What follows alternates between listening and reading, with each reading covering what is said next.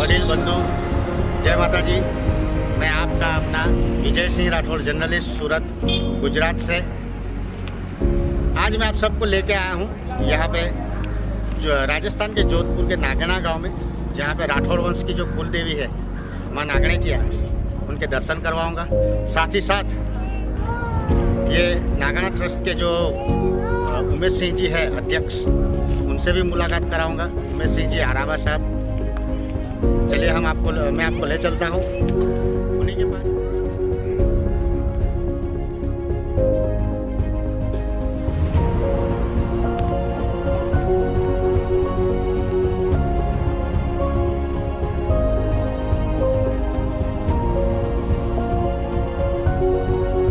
आइए मिलते हैं उमेश सिंह आराबा साहब से।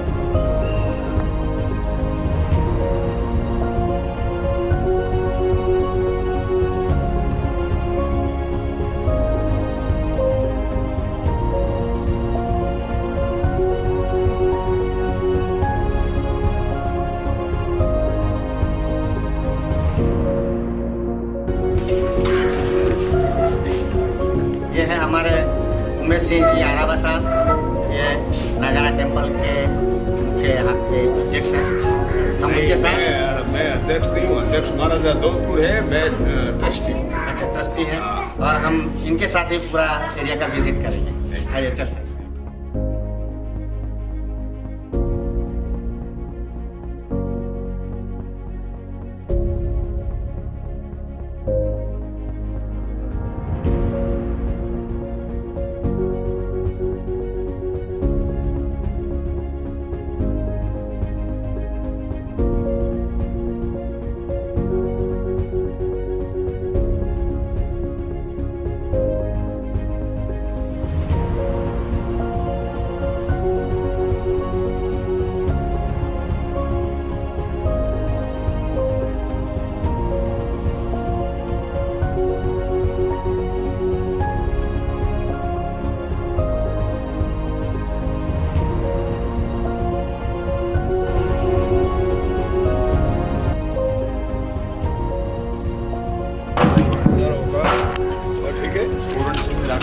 फिर आपको 28 तारीख के बच्चे की शादी है को 28 जयपुर, समय मिले तो भगवती एक भगवती वो अच्छा लेवा नायडो बस माँ को आशीर्वाद फुल है आपके।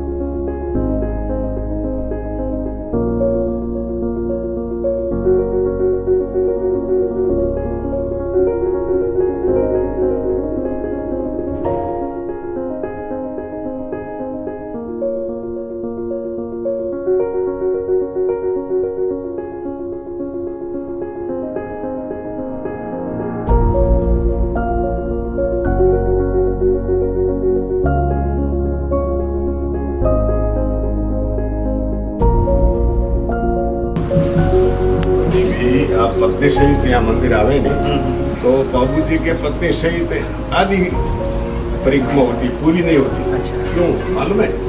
क्या बाबू जी जब शादी करने के लिए गए थे तो पूरे उन्होंने फेरे नहीं खाए थे, 20 में आ गए थे। इसलिए पत्नी सहित यदि अपन आते हैं तो आधी फेरी लगती है यहाँ से जाकर।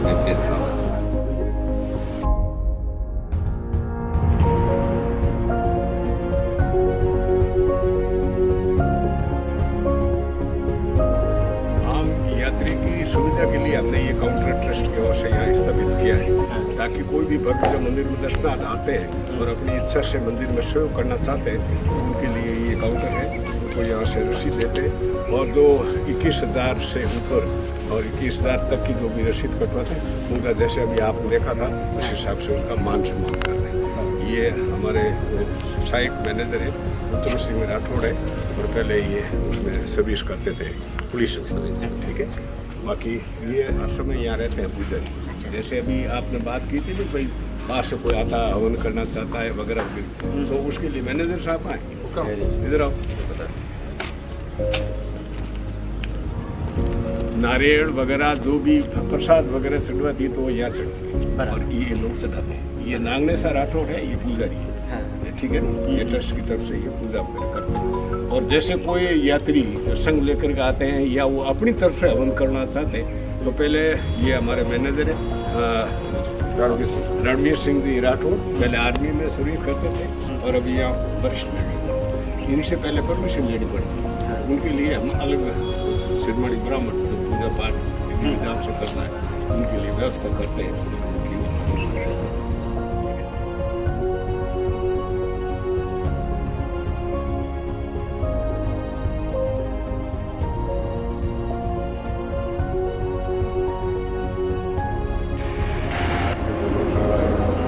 बाहर से यात्री आते हैं उनके लिए जो ये मंदिर में स्टाफ है उनके लिए खाने की व्यवस्था है। टाइम के अलावा यदि आते हैं तो पहले से इन्फॉर्मेशन हमारे पास होती है, देर रात को भी आते हैं तो खाने की व्यवस्था करते हैं। और जो टेबल पे बैठ के खाना खाना चाहते हैं उनके लिए भी व्यवस्था है। कोई यदि नीचे है नीचे ज़्यादा वो भी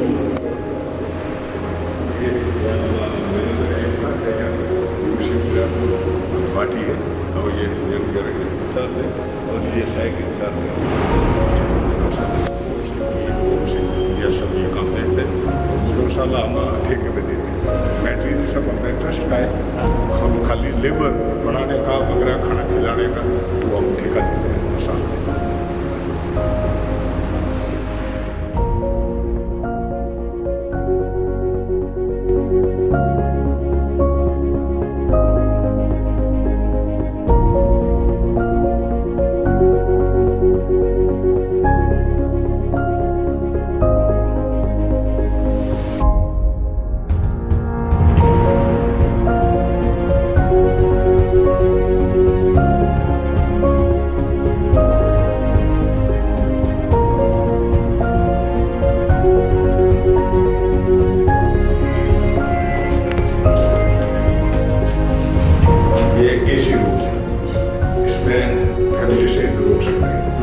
अटैच बात है, पानी सर्दी में गर्मी की आवश्यकता हो तो उसकी सुविधा है और जो भी जैसी सुविधा है सब सुविधा यहाँ एक रूम के अंदर। ऐसे कितने रूम है? ऐसे 41 रूम है जिसमें 10 रूम एसी है, 12 नॉन एसी।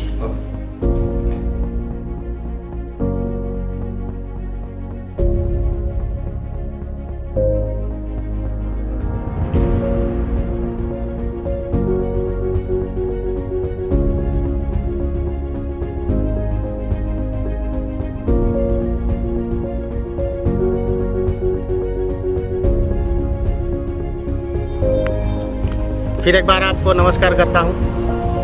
आप मेरे साथ बने रहिए। आप देख रहे हैं ये नागणेच्या माता का मंदिर है और जिस शख्सियत के साथ मैं मिलवाने के लिए जा रहा हूँ उनके बारे में मैं 2 शब्द कहना चाहता हूँ कि जब भी कोई अच्छा काम होता है ना तो उसके अंदर बहुत सारे विघ्न आते हैं और जो वो विघ्नों को पार करके निकल जाता है वही माता का सच्चा सेवक कहा जाता है। आज जिस शख्सियत से मैं मुलाकात करवाने जा रहा हूँ वो उमेश सिंह जी आरावा साहब हैं, मंदिर के मुख्य ट्रस्टी हैं। ये जब ट्रस्ट का गठन हो रहा था तब उनके जो विरोधी होंगे, जो हित शत्रु होंगे, उन्होंने कई बार इनको परेशान किया है और यहाँ तक कि उनकी सुपारी भी फोड़ने की बात आ गई थी। बराबर है। तो फिर भी उनके ऊपर ऐसा समझिए कि माँ नागनेचा माता का आशीर्वाद है जो आज ये हमारे साथ उपस्थित है, और मेरे भी बहुत धन्यवाद है कि मैं आज उनके साथ इस मंदिर के परिसर में खड़ा हूँ और उनके साथ दो शब्द बातचीत करने का मुझे मौका जुटाने जा रहा हूँ। आइए मैं भी आपसे मिलवाता हूँ उमेश सिंह जी आरावा साहब से। उनसे हम जानने का प्रयास करते हैं कि ये मंदिर के बारे में क्या क्या कथाएं हैं।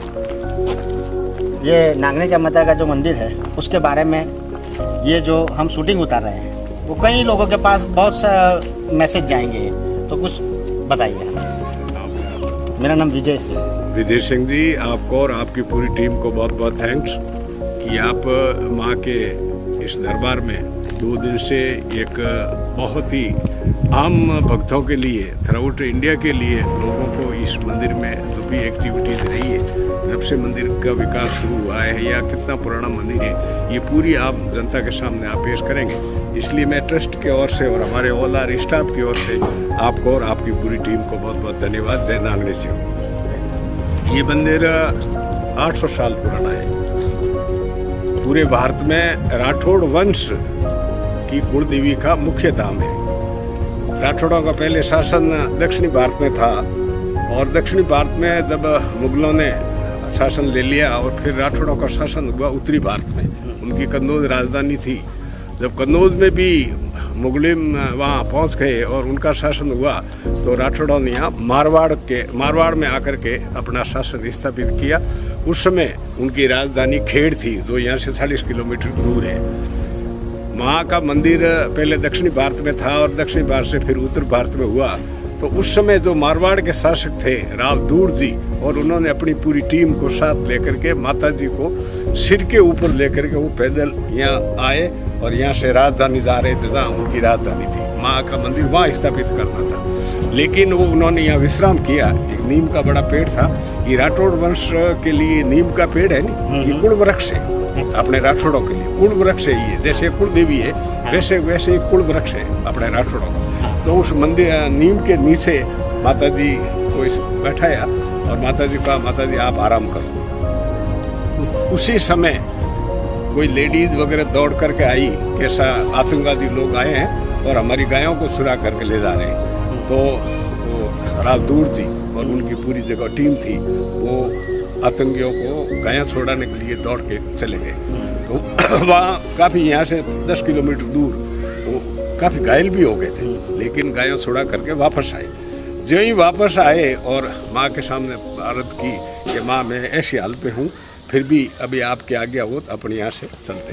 तो उसी के साथ माँ ने आदेश दिया कि अब मेरा मंदिर यहीं बनेगा और मैं यहीं रहूँगी। उस इतना कहते एक भयंकर आवाज़ के साथ में जो अभी अपन ने मंदिर में दर्शन किए जो निज मूर्ति है, ये ऑटोमेटिक प्रकृति से बाहर आई है। उस दिन से यह मंदिर स्थापित हुआ और नागनेशियों का नाम इसलिए स्थापित हुआ कि नाग के रूप में राव दूर जी को दर्शन दिए। वैसे राव दूर जी ने माना नहीं कि आप कह रही हो, लेकिन मेरे विश्वास नहीं होता। तो नाग के रूप में उन्होंने दर्शन दिए कि मैं आज से नागनेशियों नाम से यहाँ पूजी जाऊंगी। तो उन्होंने विश्वास किया। उस दिन से नागनेश्वर माता का नाम स्थापित हुआ, माँ का नाम। ये 800 साल पुरानी बात है। और कल आप ये भी सवाल कर सकते हैं, वैसे कई भक्त मेरे से सवाल करते हैं। पिछले 45 साल से यह मैं काम देख रहा हूँ। पहले एक मंदिर विकास कमेटी काम करती थी और उसके बाद में धीरे धीरे हमने ये तय किया, जो हम लोकल नज़दीक के लोग थे, कि इस मंदिर का विकास हो। इस मंदिर में हर भक्त जो आवे उनको रहने की, खाने की वगैरह की सुविधा हो, क्योंकि थ्राउट इंडिया से लोग यहाँ आते हैं। यहाँ कोई व्यवस्था नाम की कोई चीज़ नहीं। एक छोटा सा मंदिर था जहाँ पशु बलि और शराब का सड़ा होने की वजह से कोई भी ऐसे दर्शनार्थी आते भी नहीं थे। जो खाने पीने वाले जो पिकनिक टाइप लोग थे वो यहाँ आते थे। तो ये हमने तय किया हमारे, और जैसे अभी आपने कहा कि मेरे विरुद्ध कोई नहीं था। वो पशु बलि और शराब के विरोधी थे कि ये बंद नहीं होना चाहिए, ये हम लोग ने यहाँ शुरू किया तो ये शुरू रहना चाहिए। तो मैंने ये माँ के हाथ जोड़ा, भाई माँ आपकी आज्ञा हो तो हम ये मंदिर की व्यवस्था के लिए कर रहे हैं। तो 5 साल हमारा संघर्ष रहा। उस समय के जो लोग पुजारी थे या उनके साथ में खाने पीने वाले थे, और 5 साल के बाद में इसी प्रांगण में महाराजा जोधपुर और अपने यहाँ जाड़ोर, आपने नाम सुना होगा, नहीं तो अभी कभी कोई कार्यक्रम होगा तो मैं आपको वहाँ भी दर्शन करूँगा। वहाँ के सिरे मंदिर है, बाप जी शांतिनाथ जी बाप जी, जो बहुत बड़ा मठ है। योगी अभी जो यूपी का मुख्यमंत्री है, उनकी गादी है यहाँ। अच्छा। वो यहाँ आए और शायद आप जैसलमेर में गए होंगे, भादरिया राय है जो पार्टियों की कुलदेवी, जैसे ये अपने राष्ट्र की कुलदेवी है। वहाँ एक संत और थे हरवंश सिंह जी निर्मल, बहुत ही विद्वान संत थे, वो भी यहाँ आए। और मेरे गुरु थे शिवाना में गादीपति अभयराम जी।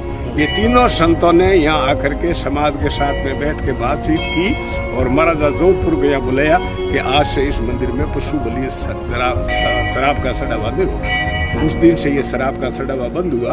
और जो भी आप विकास अभी देख रहे हैं, ये बड़ा मंदिर जो बन रहा है, करीब 48 करोड़ रुपये इस मंदिर में खर्च हो गए। और ये हवन कुंड है, नए हवन कुंड बन रहा है। और उस साइड में भोजनशाला आपने देखी है, यात्रियों के लिए भोजनशाला की व्यवस्था है, ठहरने की व्यवस्था है। और इस साइड में गवर्नमेंट धर्मशाला भी है। और हम ट्रस्ट ने हमने तय किया है कि आम यात्री, छोटा यात्री यहाँ आवे, वो 150 रुपये में उसको रूम मिल जावे, खाने की व्यवस्था भी हो जावे। ये हमारा एक प्रस्ताव है। और हम शीघ्र वो 5 करोड़ की धर्मशाला का भी आरंभ करने जा रहे हैं। वैसे इस मंदिर में सतीश कौम में जो राठौड़ वंश है वो इसमें जुड़े हुए हैं। और ये एक पहला ट्रस्ट होगा जिसमें शायद शेड्यूल कास्ट है, शेड्यूल ट्राइब है, यदि कुलदेवी के मंदिर में आता है तो उनके साथ में कोई किसी तरह का भेद नहीं करते। हमारे ट्रस्ट के जो अध्यक्ष महाराजा जोधपुर है, उनका सख्त निर्देश है कि आने वाला यात्री, हर यात्री माँ का भक्त है, अपना फर्ज बनता है उस यात्री को ये कोई महसूस नहीं हो, वो संतुष्ट होकर के वापस जाए, जिसमें कुलदेवी और ट्रस्ट की मतलब मर्यादा आगे बढ़े। ये हमारे ट्रस्ट का है। और दिनों दिन हम विकास की ओर भी बढ़ रहे हैं। और अभी पिछले साल ही हमने राजस्थान गवर्नमेंट से 3 करोड़ रुपये पर्यटन विभाग से भी इस मंदिर के लिए स्वीकृत करवाए। वो भी काम 2-4 महीने के बाद में यहाँ शुरू होगा। तो ऐसी जगह नहीं रहेगी जो कोई जैसे बाथरूम की है या शौचालय की है या स्नान घर की है, कोई यात्री को परेशान हो। ये भी हम भविष्य में सब कुछ कर रहे हैं। उसके अलावा भी यात्री जो भी आते हैं, भी पिछले 2 साल से ये कोरोना की वजह से हमारे ट्रस्ट का जो विकास जिस गति से चल रहा था वो करीबन 5-10 साल पीछे चला गया। फिर भी आप सभी के भक्तों के सहयोग से इस मंदिर में जो भी एक्टिविटीज विकास की हो रही है वो सभी आम भक्तों की तरफ से हो रहा है। और आप इस कार्यक्रम को लेकर के आए, मैं महाराजा जोधपुर की ओर से, हमारे मैनेजमेंट की ओर से और हमारे पूरे स्टाफ की ओर से आपको बहुत बहुत धन्यवाद। जय नांगणी से माता। जी सब एक और मैं बात पूछना चाहता हूँ, जैसे हम लोग कल आते आते कुछ रास्ता भटक गए तो कम से कम 40-50 किलोमीटर दूर चले गए, तो ऐसा कोई सीधा साधा रास्ता बताइए, एड्रेस ये जगह का, कि ये वीडियो देखने के बाद हर एक आदमी, हर एक भक्त। आप कहाँ से आए? हम सूरत से आए। सूरत से आए तो सीधा माँ के दरबार में आ जाए, कहीं भी भूला भटका रास्ता भटके उससे पहले, ऐसा कोई सीधा रास्ता बताइए। वो अभी अपन ऑफिस चलेंगे तो मैं आपको पूरा, हमारे पास नक्शा है वो मैं आपको दे दूंगा, मेरे साथ दे देंगे। लेकिन अहमदाबाद यानी गुजरात से आप आते हैं उसके लिए सीधा रास्ता है सांचौर होते हुए गुड़ा मालवनी से सिंदरी से फिर बालोतरा और बालोतरा से सीधा अपने नांगणी से मंदिर आप आ सकते हैं। और उधर से यदि आप आते हैं माउंट आबू होकर के तो माउंट आबू से सिरोही से फिर भीनमाल से फिर सुमेरपुर होते हुए जाड़ोर से सीधे आप यहाँ आ सकते हैं। ये इस साइड का रास्ता। और दूसरी बात मैं आपको ये पूछना चाहता हूँ कि ये वीडियो जब बनेगा, पब्लिक में पब्लिश होगा, तो राठौड़ वंश के जो लोग हैं उनको आप क्या मैसेज देना चाहते हैं? राठौड़ वंश को हम यही मैसेज देना चाहते हैं कि कई जगह अभी भी ऐसे राठौड़ बैठे हैं जिनको मालूम नहीं है कि हमारी कुलदेवी का मंदिर है कहाँ। तो ये आपका जो क्या मैसेज आएगा, उससे जहाँ भी राठौड़ वंश बैठा है उनको ये मालूम होगा आपके इसके माध्यम से कि हमारी कुलदेवी का मंदिर वहाँ है, ये इस मंदिर में सुविधाएं हैं वगैरह वगैरह। ये राठौड़ वंश के लिए बहुत बड़ी उपलब्धि होगी। थैंक यू, धन्यवाद। मैं पूरे राठौड़ वंश से आपके इस चैनल के माध्यम से अपील करूंगा कि नागणेश्वर माता का मुख्य धाम राजस्थान में बाड़मेर जिला, तहसील पचपदरा, वाया कल्याणपुर और पोस्ट नागाना, गांव नागाना में स्थित है। और इस मंदिर में आप आने वालों के लिए इससे बड़ी कोई भी उपलब्धि नहीं होगी कि आप सबसे पहले माँ कुलदेवी के आकर के यहाँ धोख दे, जिससे आपका परिवार, आपकी पूरा वंश हमेशा है जो माँ के आशीर्वाद रहेगा।